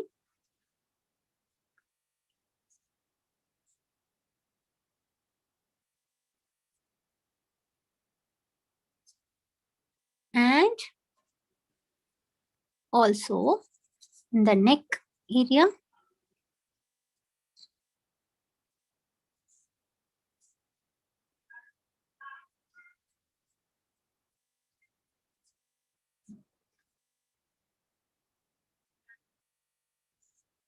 So now the shading is done. Okay, we are going to play with something. I'm taking a brush. Any round brush you can pick. I usually go for bigger sizes brushes. This is a 12 size brush. Little point also, it has a little point. So I'm just dipping in plain water. Just how to use the watercolor effect in the pencils. That's what we are going to do. Hey, one more thing we can do. On the cheeks, I'm going to put a little bit of blush. Little pink color. See, it looks really nice. A pop of pink. Even on the lips, we can use the same shade. Oh, I forgot. Yeah, so I'm just giving the same shade to the lips, but keep the same thing, light and shadow in your mind. See, this point is a little darker, and coming towards the center portion of the lips, it's a little lighter. Just keep those points in your mind.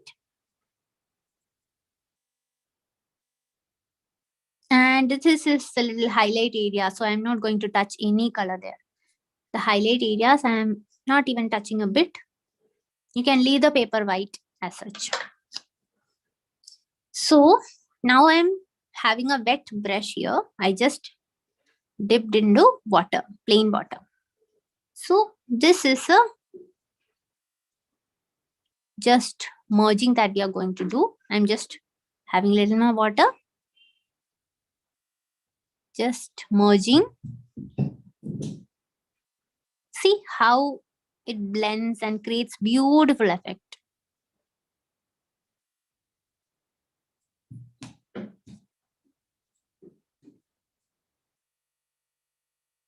This is a simple watercolor method.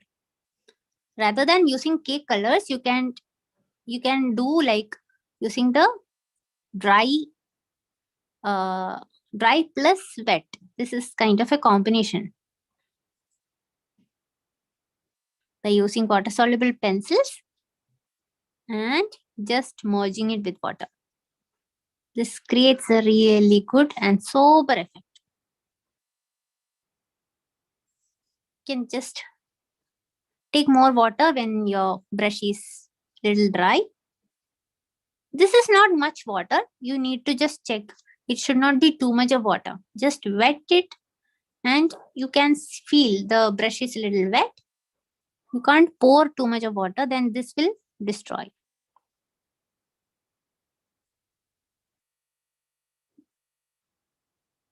See, now you can have a little blend over the pencil colors. It blends really well and so smooth. It will look really like a professional sketch.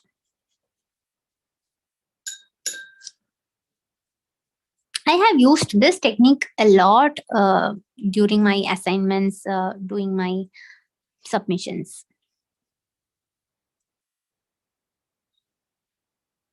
Pencil colors are really easy to use and handy. You can carry like anywhere and just keep a brush with you. Then you can do the same or better effect than the cake colors. I've just merged the lips also. And I'm just giving that pink tint over the sides. Yeah. So now I'll take a bit of brown color.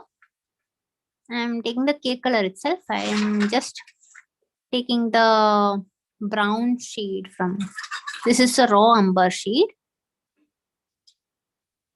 I will just give a little shade for the pupil or iris so that it completes the look. Little brown shade over the eyebrows.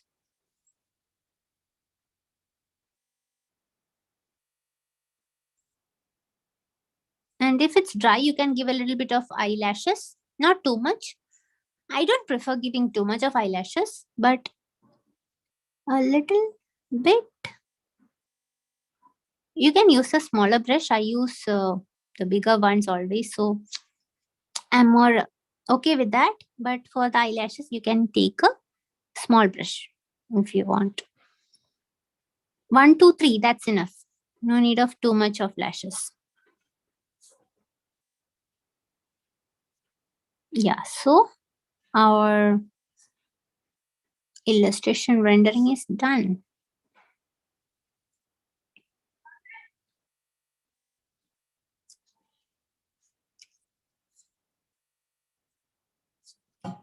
So this is how you can use watercolor pencils and blending it with like a brush, creating this watercolor effect. Okay.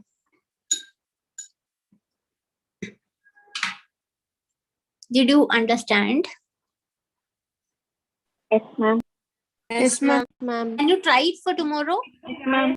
Yes, ma'am. Okay, so it's almost time, but if you want me to do the cake color, I will show you on the other face, because to create the face, we need not take another time. So I can just show you a bit on the face which we have already given. Okay. So the colors, if you want to know the colors which I'm taking, I usually do, I take a little bit of water first. I take a little bit of this yellow ochre and take a little bit of brown and a little bit of red.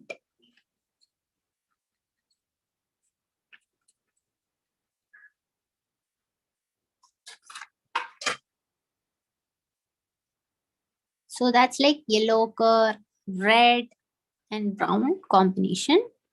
So first layer in the watercolor, we use the lightest shade, like the lightest layer.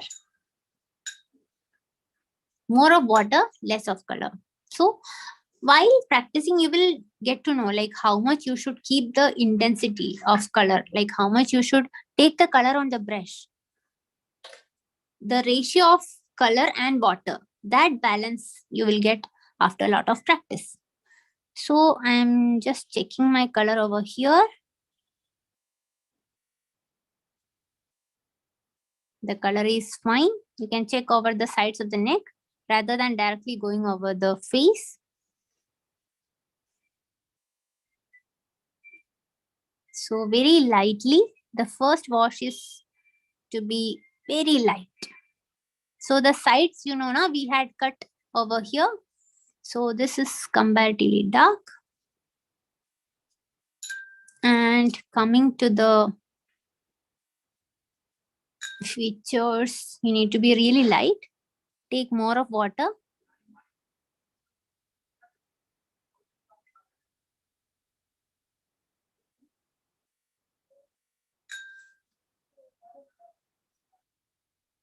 So here it's a little lighter shade because it's a forehead. Usually forehead is more lit up, so I prefer very light color there. And the nose. Nose is also mostly highlighted. So I'm just blending it little bit, but I'm not coloring much on the forehead. Yeah. So this is okay with the first layer of with the cake colors. So any watercolor medium you can take. So this much is done. What I generally do is I just spread a little bit over the hair also, because it should not look like any other part. Hair is just a continuation, or it's a part, like, so it should not be like alienated or kept apart. So I just put a dash of this color over the head also, skin color.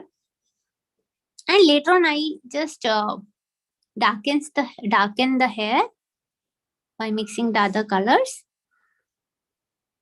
But this I usually do while like putting the skin color. I just extend the skin color over the head a little bit and leave white space also, so that the highlight we can show later on. Always see in watercolor, we use the paper white for the highlight. Okay, I hope you know. So in watercolor technique, if it's a pure watercolor painting, we don't use black, we don't use white. Okay, we just leave the white space, the paper white, for the white. Okay, rather than using any white color. So these points which I have left white, these are the highlight areas. And instead of black, for hair, for more natural look, what we do is mix just any opposite colors like red and blue, Prussian blue or any darker blue with red or brown, you can mix. Okay, so this brown and blue, these are like the opposite in the color wheel, right? So any warmer color plus any cooler color, you can just mix. And even you can try like green and brown or green and red. So this will give you a darker tone like any black or gray. So by experimenting, like adding more of blue or more of red, you can control the tone. So that is more used on the hair. So it's like a very no to use the black color as such in the watercolor effect. So it's technically a wrong thing to give black and white, use black and white directly, unless you want like for any technique to apply any fabric, to show any fabric, you can do that. I also use acrylic whites or white pens for detailing and all. But generally, if you use pure watercolor technique, try to use paper white for the whites, and I told you, mixing two opposite colors for the black. So that's the right technique. So I am taking a bit of blackish color by blending, by just mixing brown and one dark blue. See, we easily got a blackish shade. So this is more of a natural color. So for what I took this is to mark the eyebrows and eyes. So for the brows, I am just starting from the center.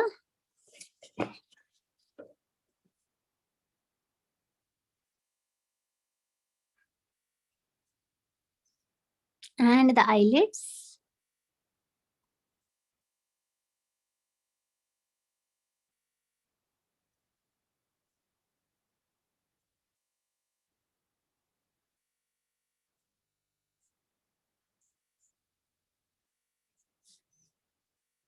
You can use the same for hair also. For first layer, you can use the same thing.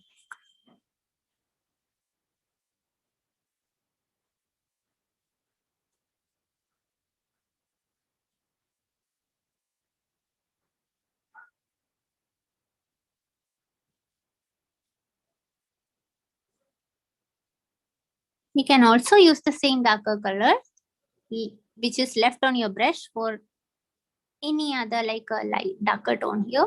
You can just repeating the same color here. Okay, so now I need a dash of pink or red tone on the lips. Take a little bit of yellow ochre and red. I don't take red as such or pink as such. I am mixing a little bit of the skin color so that it looks more natural. You can see in the one, see the lips, it's very subtle, right? It has a bit of skin color and light bit of pink and red tints. So like that.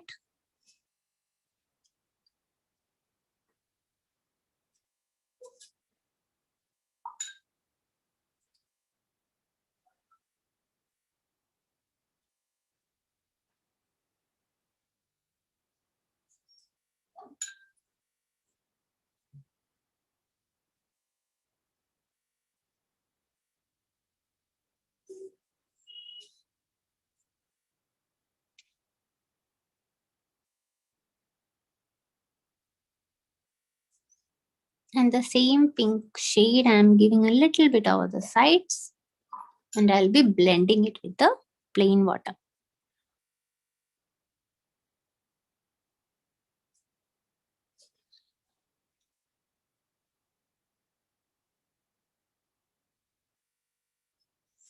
Now comes the darker area.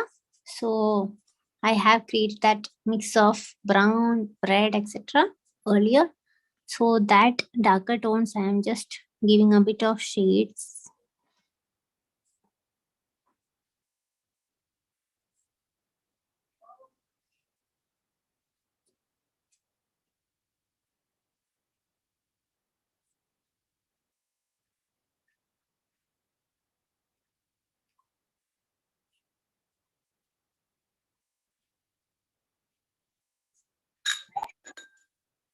Yes.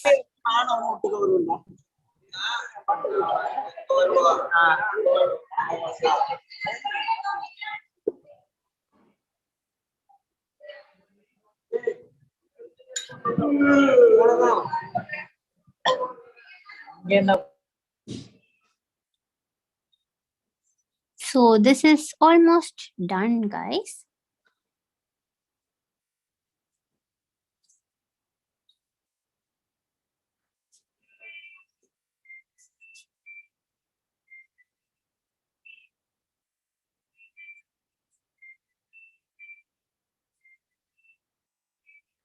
So this is with cake colors.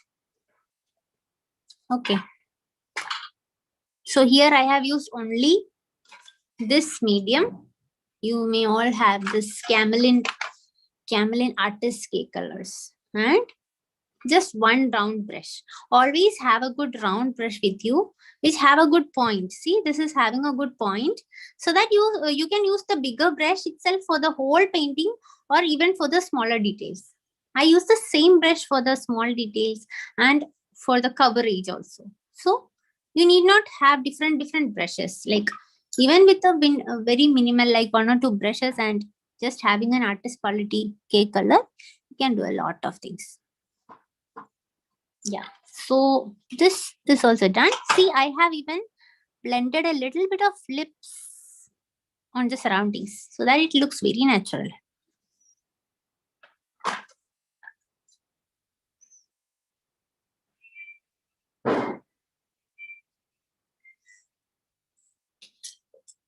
Yeah, so done for the class. I think you all have clicked a bit of glimpses so that you can practice at home.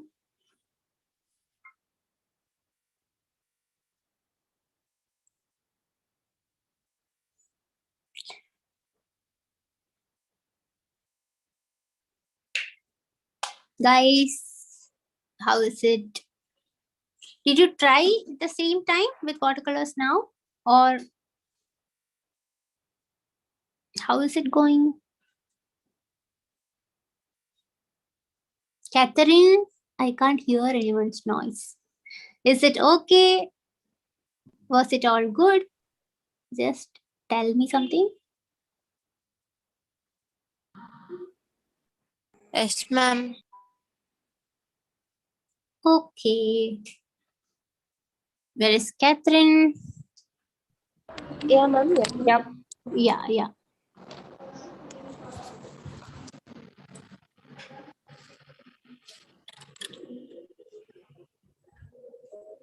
Kavya? So Ma'am, we are shall we done. wind up now? Yeah, from my side it's done. Okay, If ma'am. Okay, any ma'am. doubts or anything to ask, now you can do like in 2 minutes. If any students has anything to ask. Yeah, okay, ma'am. Okay, ma'am. Thank you, ma'am. Thank you for sharing your skills. That was an amazing session by our extremely talented resource person, and we are extremely happy and overwhelming to have an artistic talent among us. Thank you once again, ma'am. Thank you. Thank you for having me. Students, if you have any doubts or queries, you can ask it now, or else you can also post it in the chat box. Yeah, if anything is there in the chat box, I am not opening it. You people can, Catherine, Yeah, or okay, ma'am. like, you can just pass on the question. You can read the question. I will answer it. Yeah, okay, ma'am. Okay, ma'am. Sure, ma'am. Students, if you have any doubts or queries, you can ask it now, or else you can also post it in the chat box.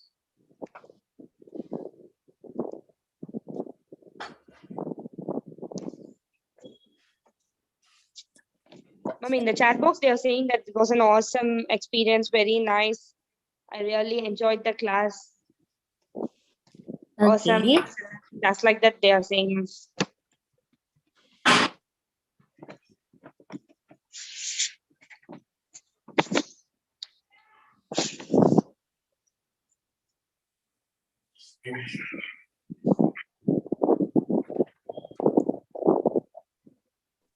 Students, if you have any doubts or queries, you can ask it now.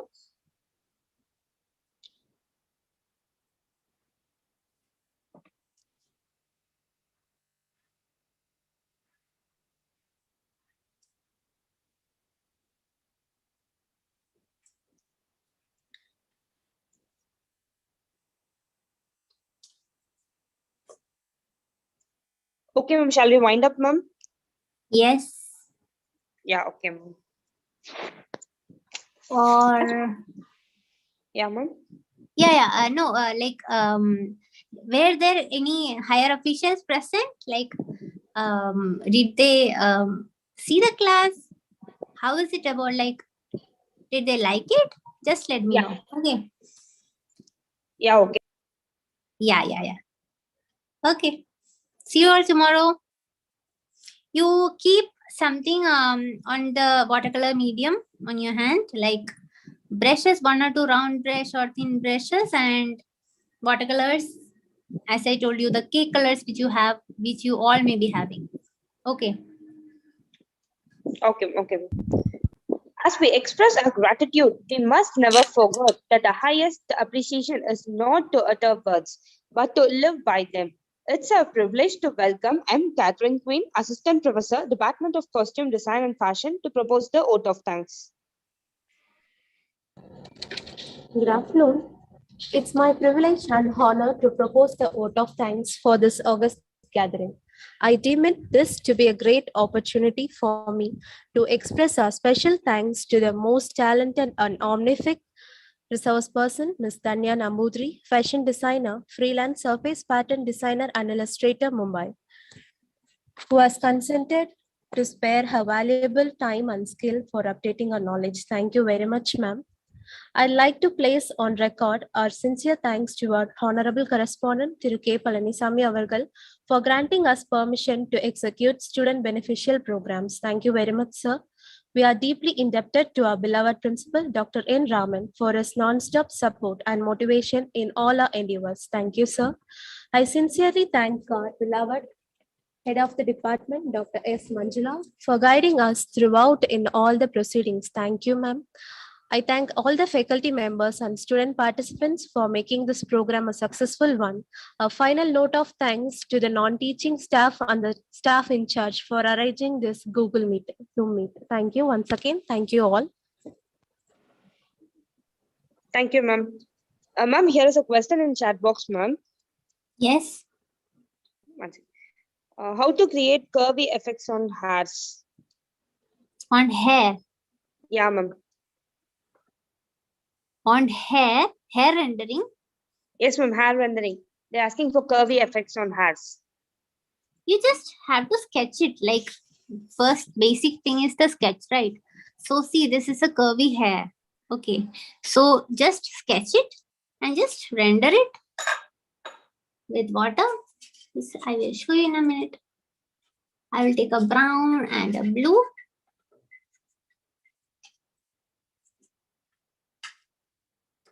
You have to just move it like this.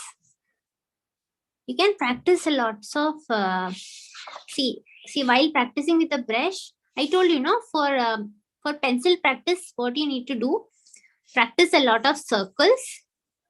Yeah, so this is like for you to practice forever, not only for tomorrow. Like always, you can keep a practice of circle movements, lines, or strokes, and the same with brush. You can practice like curvy movements. Okay, and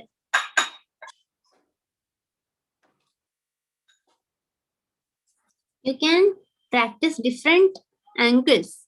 You can place the brush like vertically and put thin lines over the using the tips like this, very thin. You can just press the brush around.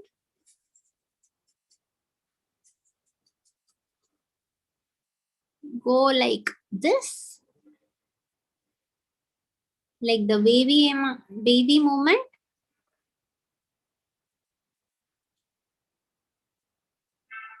You can practice these things. How to use the thinner lines, how to use and cover more area, like pressing, putting more pressure, like covering more surface by dragging.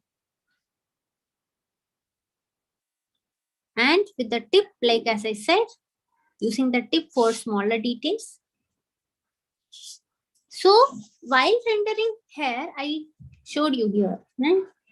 So you can just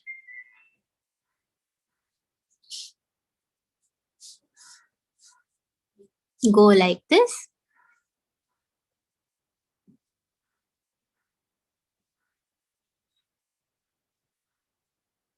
Some areas you can cover more, some areas you can leave white because it will give a really good effect, like the light is falling. See this area. That's my answer. I hope you understood. Got it? How to give curvy lines? Got it? Yeah, ma'am. Okay, ma'am. Okay. Yes, ma'am. Yeah, so just practice more of curves and lines by using different pressures, using like varied pressure. Practice like random, as I told you, random lines and curves. You can just practice with the brush, and then you can just move on like this. Go directly on the final ones. But otherwise, by using pencil, you can just directly use the pencil in that same sketch pattern and do it like that. But by using brushes, it gives more of a good refined look rather than pencil. That's why I use more of brush and watercolors than using the pencil colors. Okay, ma'am. Thank you, ma'am. We can conclude our today's session by saying the aim of art is not to represent the outward appearance of things, but the inward significance. Thank you, everyone.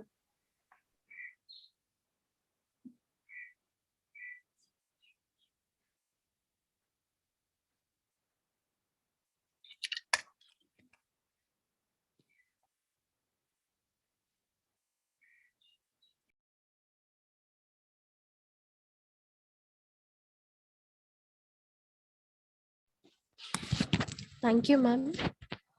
Thank you, ma'am. Thank you, ma'am. Thank you, ma'am.